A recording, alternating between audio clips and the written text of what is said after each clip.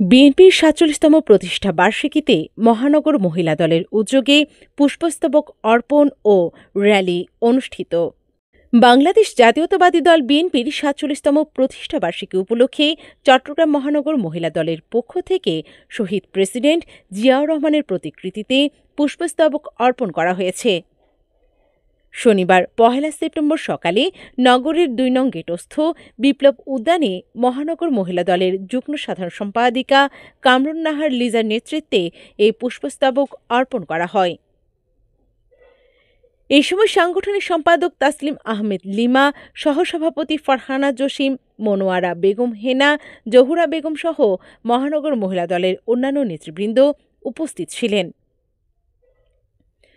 পুষ্পস্তবক অর্পণ শেষে মহিলা দলের নেত্রী কামরুন নাহার লিজা বলেন, আজকের এই প্রতিষ্ঠা বার্ষিকীতে এসে আমাদের খুব ভালো লাগছে।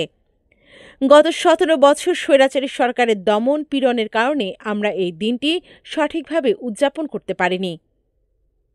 তবে শেখ হাসিনা সরকারের পতনের পর আবারও প্রতিষ্ঠাবার্ষিকী পালন করতে পেরে মহান রব্বুল আলামিনের নিকট শুকরিয়া আদায় করছি।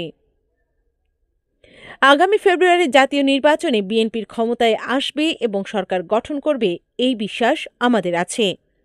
তখন আমরা আরও বৃহৎ পরিসরে প্রতিষ্ঠাবার্ষিকী উদযাপন করব।